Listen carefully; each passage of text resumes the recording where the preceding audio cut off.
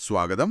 നമ്മളിന്ന് ഒരു പഴയ കാലത്തിലേക്കാണ് ഒന്ന് എത്തി നോക്കുന്നത്. കൃത്യമായി പറഞ്ഞാൽ 1941 ജൂലൈ മാസം. ആ എന്റെ കയ്യിലുള്ളത് അന്നത്തെ അഖണ്ഡ ജ്യോതി എന്ന ഒരു മാസികയുടെ കോപ്പിയാണ്. അപ്പോ ലോകം വലിയ പ്രശ്നങ്ങളിലൂടെയൊക്കെ കടന്നുപോകുന്നൊരു സമയമാണത്. ഇന്ത്യ സ്വാതന്ത്ര്യത്തിനൊക്കെ വേണ്ടി ശ്രമിക്കുന്നൊരു കാലം. അതെ അതെ, യുദ്ധകാലം കൂടിയാണ്. അതെ. ആ ഒരു സമയത്ത് ഈ മാസിക എന്തായിരിക്കും ആളുകളോട് പറഞ്ഞിട്ടുണ്ടാവുക? ഇതിലെ ആത്മീയ ചിന്തകൾ, ചില സാമൂഹിക കാഴ്ചപ്പാടുകൾ, പിന്നെ വ്യക്തിത്വ വികാസത്തിനുള്ള ചില ഉപദേശങ്ങളൊക്കെയുണ്ട്. ഉം, അപ്പോൾ ഇതിൽ നിന്നൊക്കെ ഇന്നും നമുക്ക് പ്രസക്തമായ, ചിലപ്പോൾ നിങ്ങളെ ചിന്തിപ്പിക്കുന്ന ചില കാര്യങ്ങൾ കണ്ടെടുക്കാൻ പറ്റുമോ എന്നാണ് നമ്മൾ നോക്കുന്നത്. അപ്പോൾ തുടങ്ങാം അല്ലേ? ഈ പഴയ താളുകളിൽ എന്താ ഒളിപ്പിച്ചിരിക്കുന്നതെന്ന് നോക്കാം. തീർച്ചയായും. ഈ 1941 അഖണ്ഡ ജ്യോതി നമ്മൾ വായിക്കുമ്പോൾ ശരിക്കും ആദ്യം ശ്രദ്ധിക്കുന്ന ഒരു കാര്യം, പുറത്തുള്ള ലോകം ഇത്രയധികം എന്താ പറയാ പ്രശ്നങ്ങളിലൂടെ പോകുമ്പോഴും ഉം, ഈ മാസികയുടെ ഒരു പ്രധാന ഊന്നൽ മുഴുവനും അത് വ്യക്തിയുടെ ഉള്ളിലുള്ള വളർച്ച, പിന്നെ സമൂഹത്തിൽ അവരെങ്ങനെ ഇടപെടണം എന്നതിലൊക്കെയാണ്. ആ ശരിയാണ്. സേവനം, സ്നേഹം, പിന്നെ വിശ്വാസം, അവനവന്റെ കടമകൾ, അത് കൃത്യമായിട്ട് ചെയ്യേണ്ടതിന്റെ ഒരു പ്രാധാന്യം, സ്വഭാവശുദ്ധി, ഇങ്ങനെയുള്ള കാര്യങ്ങളാണ് ശരിക്കും ഇതിൽ നിറഞ്ഞു നിൽക്കുന്നത്. ശരിയാണ്. അന്നത്തെ ഒരു സാമൂഹിക മനസ്സ് അതിതിൽ നന്നായിട്ട് കാണാം. ഇതിലെ ഒരു പ്രധാന ആശയം തുടക്കത്തിൽ തന്നെ കാണുന്നത് പ്രേമവും സേവനവുമാണെന്ന് തോന്നുന്നു, അല്ലേ? അതെ, പ്രധാനപ്പെട്ട ഒന്നാണത്. പല വഴികളുണ്ട് ആത്മീയതയ്ക്ക് എന്നൊക്കെ പറയുന്നുണ്ടെങ്കിലും ഏറ്റവും പ്രധാനമെന്താന്ന് വെച്ചാൽ സ്നേഹത്തോടെ മറ്റുള്ളവർക്ക് വേണ്ടി എന്തെങ്കിലും ചെയ്യുക എന്നതാണ്. ഉം, ഈ ലോകത്തിലെ സുഖങ്ങളൊക്കെ തരുന്ന സന്തോഷം അത് കുറച്ചുകാലത്തേക്കേ ഉണ്ടാവൂ. പക്ഷേ നമ്മൾ നിസ്വാർത്ഥമായിട്ടൊരാളെ സേവിക്കുമ്പോൾ കിട്ടുന്ന ഒരു സന്തോഷം, ഒരാനന്ദം, അത് അതിനേക്കാളൊക്കെ വലുതാണ്. അത് നമ്മുടെ മനസ്സിനെ ശുദ്ധീകരിക്കും എന്നൊക്കെ പറയുന്നുണ്ട്. ശരിയാണ്. ഇത് വെറുതെ പറയല്ല. പൂജയോ വഴിപാടോ മാത്രം പോരാ, കഷ്ടപ്പെടുന്നവരെ സഹായിക്കുന്നതാണ് ശരിക്കുള്ള ഈശ്വരസേവ എന്ന് അടിവരയിട്ട് പറയുന്നുമുണ്ട്. ഇവിടെ എടുത്തു പറയേണ്ട ഒരു കാര്യം, ഈ ഒരു ആശയം ഇത് ഭഗവത്ഗീതയിലെ കർമ്മയോഗ സിദ്ധാന്തവുമായിട്ട് എത്രത്തോളം ചേർന്നു പോകുന്നു എന്നതാണ്. അത് ശരിയാണ്. ഫലം ആഗ്രഹിക്കാതെ തന്റെ കടമ അതൊരു സമർപ്പണമായിട്ട് ചെയ്യുക, അത് തന്നെ ഒരു യോഗമാർഗമാണല്ലോ. അതെ. ഇത് ഈ ആത്മീയമായ മോക്ഷം എന്നൊക്കെ പറയുന്നത് സന്യാസിമാർക്ക് മാത്രമുള്ളതല്ല. ഈ ലോകത്തിൽ ജീവിച്ചുകൊണ്ട് തന്നെ അവരവരുടെ ജോലികളിലൂടെ ആർക്കും നേടാം അതൊരു വിപ്ലവകരമായ ചിന്തയാണ് അന്നത്തെ കാലത്ത്. ശരിയാണ്. പിന്നെ നമ്മുടെ ശരീരത്തിലെ അവയവങ്ങൾ, അവ പരസ്പരം സഹായിച്ചല്ലേ പ്രവർത്തിക്കുന്നത്. അതുപോലെ മറ്റൊരാൾക്ക് നമ്മൾ ചെയ്യുന്ന സേവനം അവസാനം നമുക്ക് തന്നെയാണ് ഗുണം ചെയ്യുക ഒരു ഉപമയും ഇതിൽ കാണുന്നുണ്ട്. അത്തരം സേവനം വ്യക്തിയെ മാത്രമല്ല, ഒരു സമൂഹത്തെ മുഴുവനായി ശുദ്ധീകരിക്കുമെന്നും ഈ മാസിക വിശ്വസിക്കുന്നു. ഈ സേവന മനോഭാവത്തിന്റെ പിന്നിൽ ശരിക്കും വേണ്ട ഒരു കാര്യം അത് വിശ്വാസമാണ്. പിന്നെ ചെയ്യുന്ന പ്രവൃത്തിയിലുള്ള ഒരു ഉറച്ച തീരുമാനം. അതെ. അതിനെ ഉറപ്പിക്കുന്ന കുറേ കഥകളുണ്ടിതില്. എന്നെ ശരിക്കും ആകർഷിച്ചൊരു കഥയുണ്ട്. പകുതി ശരീരം സ്വർണമായ ഒരു കീരിയുടെ കഥ. അത് മഹാഭാരതത്തിലെ കഥയാണല്ലേ? അതെ. മഹാഭാരത യുദ്ധമൊക്കെ കഴിഞ്ഞ് വലിയ പട്ടിണിയും ക്ഷാമവുമൊക്കെയുള്ള സമയം. ഒരു ദരിദ്ര ബ്രാഹ്മണ കുടുംബം. അവരുടെ കയ്യിലാകെയുള്ളത് കുറച്ച് ധാന്യപ്പൊടിയാണ്. അത് 4 ഭാഗിച്ച് കഴിക്കാനിരിക്കുമ്പോഴാണ് വിശന്നു വലഞ്ഞൊരു അതിഥി വരുന്നത്. അപ്പോ അവർ 4 പേരും സ്വന്തം പങ്കുവച്ചത് ആ അതിഥിക്ക് കൊടുത്ത് അദ്ദേഹത്തിന്റെ വിശപ്പടക്കുന്നു. ഓഹോ. ആ സമയത്താണ് ഈ സ്വർണ്ണക്കീരി അവിടെ വന്നിട്ട് പറയുന്നത്, യുധിഷ്ഠിരൻ നടത്തിയ വലിയ യാഗങ്ങളുണ്ടല്ലോ, അതിനേക്കാളൊക്കെ എത്രയോ ശ്രേഷ്ഠമാണ് ഈ കുടുംബം ചെയ്ത നിസ്വാർത്ഥമായ ത്യാഗംന്ന്. അത് ശരിക്കും ആ കഥ നൽകുന്നൊരു സന്ദേശം വളരെ വലുതാണ്. അതെ. യഥാർത്ഥ അഗമ്പിൽ പുണ്യം എന്നൊക്കെ പറയുന്നത് അതിന്റെ അളവ് നമ്മൾ പുറമേ കാണുന്ന വലുപ്പമോ അല്ലെങ്കിൽ അതിന്റെ പ്രശസ്തിയോ ഒന്നുമല്ല. മറിച്ച് അതിന്റെ പിന്നിലുള്ള ആ ഒരു മനസ്സ്, ആ നിസ്വാർത്ഥത, അതാണ് പ്രധാനം. നമ്മുടെ കയ്യിൽ ചിലപ്പോൾ വളരെ കുറച്ചേ ഉണ്ടാവൂ, പക്ഷേ അത് മറ്റൊരാളുടെ ഒരു ആവശ്യത്തിനു വേണ്ടി നമ്മൾ പൂർണ്ണ മനസ്സോട് കൊടുക്കുമ്പോൾ അതിന് വലിയൊരു മൂല്യമുണ്ട്. ശരിയാണ്. ഇത് ഗാന്ധിജിയുടെ ദർശനങ്ങളോടൊക്കെ ചേർത്ത് വായിക്കാവുന്ന ഒന്നാണ്. ശരിയാണ്. ഗാന്ധിജിയുടെ ഉപദേശങ്ങളൊക്കെ ഇതിൽ പറയുന്നുണ്ടല്ലോ. അതെ.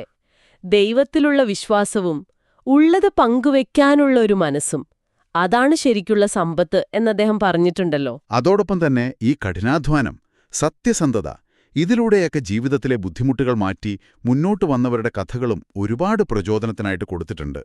ഉണ്ട്. അമേരിക്കൻ പ്രസിഡന്റായ ജെയിംസ് ഗാർഫീൽഡ് അദ്ദേഹം വലിയ ദാരിദ്ര്യത്തിൽ നിന്നാണ് ആ പദവിയിലേക്കെത്തിയത്. അത് കഠിനാധ്വാനം കൊണ്ടാണെന്ന് പറയുന്നു. അതുപോലെ ധനഞ്ജയൻ എന്നൊരു ബ്രാഹ്മണൻ സത്യസന്ധത കൊണ്ടും കഠിനാധ്വാനം കൊണ്ടും രാജാവിന്റെ പ്രീതി നേടി വലിയ സമ്പന്നനായൊരു കഥയുമുണ്ട്. അതെ, ഇവയെല്ലാം പറയുന്നത് ഒരൊറ്റ കാര്യമാണ്: നമ്മുടെ സാഹചര്യം എന്തായാലും നമ്മൾ ശ്രമിച്ചാൽ, നേരായ വഴിയിലൂടെ പോയാൽ ഉയർച്ചയുണ്ടാകും. ശരിയാണ്. ഈ കഥകളെല്ലാം നമ്മളെ കൊണ്ടെത്തിക്കുന്നത് മറ്റൊരു പ്രധാന ആശയത്തിലേക്കാണ്. അതെന്താണെന്ന് വെച്ചാൽ, അവനവന്റെ കർത്തവ്യം അല്ലെങ്കിൽ കടമ, നമ്മൾ സ്വധർമ്മം എന്നൊക്കെ പറയില്ലേ, സ്വധർമ്മം, അത് കൃത്യമായിട്ട് ചെയ്യുക എന്നത് തന്നെ ഒരു ആത്മീയ സാധനയാണ്. ഇതിലൊരു കഥയുണ്ട്. ഒരു ഇറച്ചിവെട്ടുകാരൻ, അദ്ദേഹം ഒരു സന്യാസിക്ക് ജ്ഞാനോപദേശം നൽകുന്ന കഥ. ഓഹോ. അതെ, സമൂഹം ചിലപ്പോ താഴ്ന്നതെന്ന് കരുതുന്ന ഒരു തൊഴിൽ ചെയ്യുന്ന ആൾക്കും ഉയർന്നൊരാത്മീയ നിലയിലെത്താൻ പറ്റും. ചെയ്യുന്ന ജോലി അതെന്തായാലും അത് ആത്മാർത്ഥമായിട്ട് ഒരു സമർപ്പണത്തോടെ ചെയ്താൽ അത് തന്നെ ഒരു തരം യോഗയാണ് എന്നാണ് ഈ കഥ പറയുന്നത്. അപ്പോ ഇതിൽ നിന്നൊക്കെ നമുക്ക് എന്താണ് മനസ്സിലാക്കാൻ പറ്റുന്നത്? നമ്മുടെ ജോലി, നമ്മുടെ സാഹചര്യം, ഇതൊന്നും നമ്മുടെ ഒരു ആത്മീയ വളർച്ചയ്ക്ക് തടസ്സമേ അല്ല. അല്ല. ഏത് പ്രവൃത്തിയാണെങ്കിലും അത് ശ്രദ്ധയോടെയും സത്യസന്ധതയോടെയും ചെയ്താൽ അത് തന്നെ നമ്മളെ മുന്നോട്ട് കൊണ്ടുപോകും. പക്ഷേ ഈ പുറമേയുള്ള പ്രവൃത്തികൾ മാത്രം മതിയോ? ഉള്ളിലുള്ള ചിന്തകളും നമ്മുടെ മനോഭാവങ്ങളുമൊക്കെ മാറണ്ടേ? വേണം, തീർച്ചയായും വേണം. മാസിക അതും പറയുന്നുണ്ടല്ലോ. തീർച്ചയായും. പുറമേ നമ്മൾ ചെയ്യുന്ന കാര്യങ്ങൾ പോലെ തന്നെ, അല്ലെങ്കിൽ ചിലപ്പോൾ അതിനേക്കാളും പ്രധാനമാണ് നമ്മുടെ ഉള്ളിലുള്ള മാറ്റങ്ങൾ. സ്വാമി വിവേകാനന്ദന്റെ ഒരു ലേഖനം തന്നെയുണ്ടിതിൽ. മരവിപ്പും ഭീരുത്വവും ഉപേക്ഷിക്കൂ എന്ന് ആഹ്വാനം ചെയ്യുന്ന ഒന്ന്. കുരുക്ഷേത്ര യുദ്ധക്കളത്തിൽ തളർന്നിരുന്ന അർജുനനെ ഉദാഹരണമാക്കിയിട്ട് ഭയത്തെയും തെറ്റായ ചിന്തകളെയും മോഹം എന്നൊക്കെ പറയില്ലേ, അതിനെയൊക്കെ എങ്ങനെ അതിജീവിക്കാമെന്ന് അദ്ദേഹം പറയുന്നു. പിന്നെ സത്യം പറയാൻ പഠിച്ചൊരു കുട്ടിയുടെ കഥയുണ്ട്. അതും ഭയമില്ലാതെ ജീവിക്കേണ്ടതിന്റെ പ്രാധാന്യം ഓർമ്മിപ്പിക്കുന്നുണ്ട്. ഈ ഉള്ളിലെ ശുദ്ധീകരണത്തെക്കുറിച്ച് പറയുമ്പോൾ ശ്രീ അരവിന്ദ മഹർഷിയുടെ വാക്കുകളും ഈ മാസികയിൽ കാണുന്നുണ്ട്. അതെ, നമ്മുടെ ഉള്ളിലുള്ള പാപചിന്തകൾ, മാലിന്യങ്ങൾ, പിന്നെ നമ്മൾ അറിയാതെ തന്നെ നമ്മളെ പിന്തുടരുന്ന ചില ശീലങ്ങൾ, ചിന്താരീതികൾ, ഇതിനെയൊക്കെയാണല്ലോ വാസനകൾ എന്ന് പറയുന്നത്. അതെ, ഇവയൊക്കെ അതിജീവിക്കാതെ ശരിക്കുള്ള പുരോഗതി ഉണ്ടാവില്ലെന്ന് അദ്ദേഹം പറയുന്നു. ഇത് എളുപ്പമുള്ള കാര്യമല്ല, അതിന് നിരന്തരമായ ശ്രദ്ധയും പരിശ്രമവും ഒക്കെ വേണം. അതെ. ശ്രീരാമകൃഷ്ണ പരമഹംസരുടെ ഉപദേശങ്ങളും ഏതാണ്ട് ഇതേ കാര്യമാണ് പറയുന്നത്. ഈ ലോകം ഒരു മായാജാലം പോലെയാണ്. അതിൽ ജീവിക്കുമ്പോൾ തന്നെ അതിനോട് ഒട്ടിപ്പിടിക്കാതെ ഒരൽപ്പം അകലം പാലിച്ച് കാര്യങ്ങളെ കാണാൻ പഠിക്കണം എന്ന് അദ്ദേഹം പറയുന്നു. ഇതിനോട് ചേർത്ത് വായിക്കാൻ പറ്റിയ നല്ല രസമുള്ളൊരു ഉപമയുണ്ട്. എന്താണത്? അതായത്, ഇപ്പൊ ലോകം മുഴുവൻ പരുപരുത്തതാണെന്ന് വെക്കാം. നമ്മൾ പോയി ലോകം മൊത്തം തുകൽ കൊണ്ട് പൊതിയാൻ നോക്കുന്നത് നടക്കോ? ഇല്ല, പ്രായോഗികമല്ല. ഇല്ല. പക്ഷേ സ്വന്തം കാലിൽ ഒരു ചെരുപ്പിടാലോ, അതെളുപ്പമല്ലേ? ശരിയാണ്. അത് വളരെ നല്ലൊരു ഉപമയാണ്. അതെ, പുറത്തുള്ള സാഹചര്യങ്ങളൊന്നും ഒരുപക്ഷെ നമുക്ക് മാറ്റാൻ പറ്റില്ല. പക്ഷേ നമ്മളെ തന്നെ മാറ്റിയെടുക്കാനും ഈ പ്രതികൂല സാഹചര്യങ്ങളെ നേരിടാൻ നമ്മളെ തന്നെ തയ്യാറാക്കാനും നമുക്ക് പറ്റും.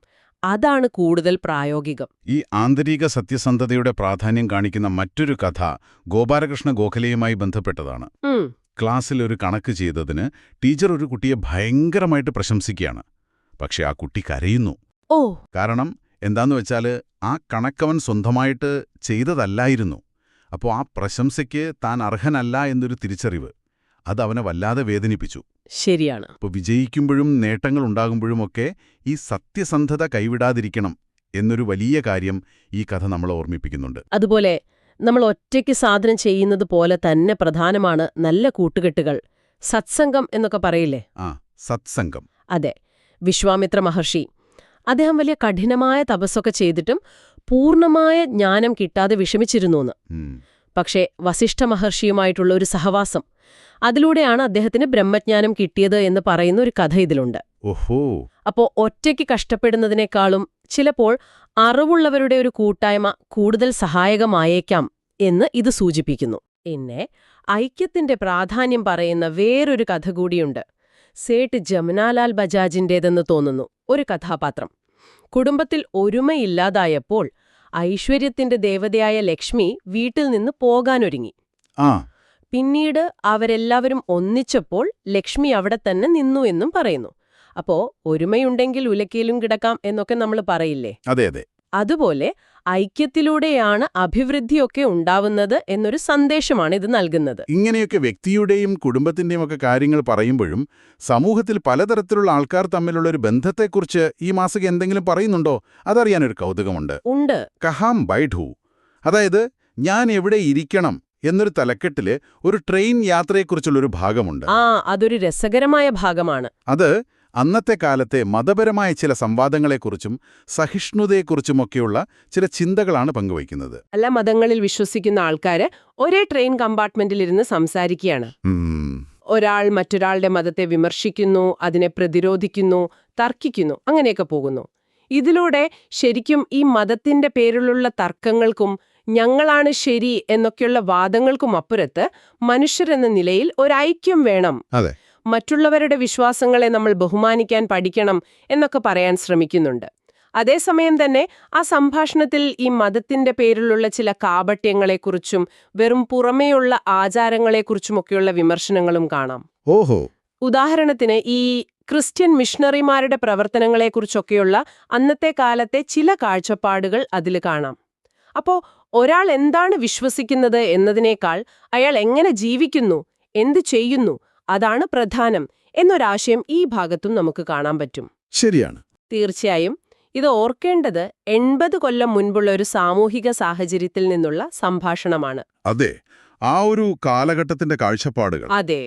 അപ്പോൾ നമ്മളിന്ന് 1941 അഖണ്ഡ ജ്യോതിയിലൂടെ ഒരു യാത്ര ചെയ്തു അല്ലേ? നിസ്വാർത്ഥമായ സേവനവും സ്നേഹവുമൊക്കെ എങ്ങനെ നമ്മളെ ശുദ്ധീകരിക്കും, അതുപോലെ വിശ്വാസവും നമ്മുടെ കടമകൾ ചെയ്യാനുള്ളൊരു ബോധവും എങ്ങനെ ബുദ്ധിമുട്ടുകളെ മാറ്റാൻ സഹായിക്കും, പിന്നെ സത്യസന്ധത, ഭയമില്ലായ്മ, അങ്ങനെയുള്ള നമ്മുടെ ഉള്ളിലെ ഗുണങ്ങൾ എന്തുകൊണ്ട് പ്രധാനമാണ്, ഒരുമയും സഹിഷ്ണുതയുമൊക്കെ സമൂഹത്തിൽ എത്രത്തോളം വേണം, ഇങ്ങനെ പല വിഷയങ്ങളിലൂടെ നമ്മൾ കടന്നുപോയി. അതെ. ഇതെല്ലാം കേട്ടപ്പോൾ നിങ്ങളുടെ മനസ്സ് തങ്ങിയ ഒരു പ്രധാന ചിന്ത എന്താണ്? എനിക്ക് ഏറ്റവും ശ്രദ്ധേയമായിട്ട് തോന്നിയത് 80ലേറെ വർഷങ്ങൾക്ക് മുമ്പ് ഇന്നത്തേതിൽ നിന്ന് ഒരുപാട് വ്യത്യസ്തമായ ഒരു ലോക സാഹചര്യത്തിൽ എഴുതിയ ഈ ആശയങ്ങൾക്ക് അതിന് ഇന്നും എത്രത്തോളം പ്രസക്തിയുണ്ട് എന്നതാണ്. ശരിയാണ്.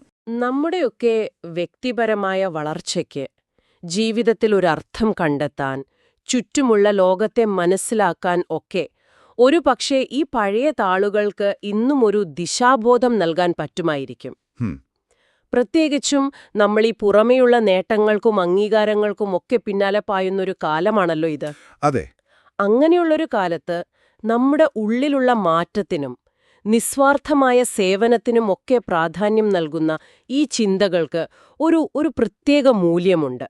അവ ഒരു തരത്തിൽ പറഞ്ഞാൽ കാലത്തെ അതിജീവിക്കുന്നവയാണ്. തീർച്ചയായും. ഈ ചർച്ച നമുക്ക് അവസാനിപ്പിക്കുമ്പോൾ കേൾക്കുന്ന നിങ്ങൾക്കായി ഒരു ചെറിയ ചിന്ത, ഒരു ചോദ്യം പോലെ തന്നോട്ടെ. ആകാം.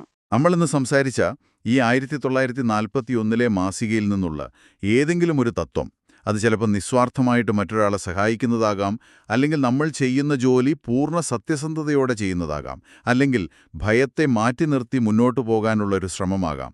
ഇതിൽ ഏതെങ്കിലും ഒന്ന് നിങ്ങളുടെ ഇന്നത്തെ ജീവിതത്തിൽ ഒരുപക്ഷെ നാളെ മുതൽ ഒന്ന് പ്രാവർത്തികമാക്കാൻ ശ്രമിച്ചാൽ അതേതായിരിക്കും? നല്ല ചോദ്യം. ആ ഒരു ചെറിയ മാറ്റം അത് നിങ്ങളുടെ ജീവിതത്തിൽ എന്ത് വ്യത്യാസം കൊണ്ടുവന്നേക്കാം? ഒന്ന് ആലോചിച്ചു നോക്കൂ. അടുത്ത തവണ നമുക്ക് പുതിയൊരു വിഷയമായി വീണ്ടും കാണാം.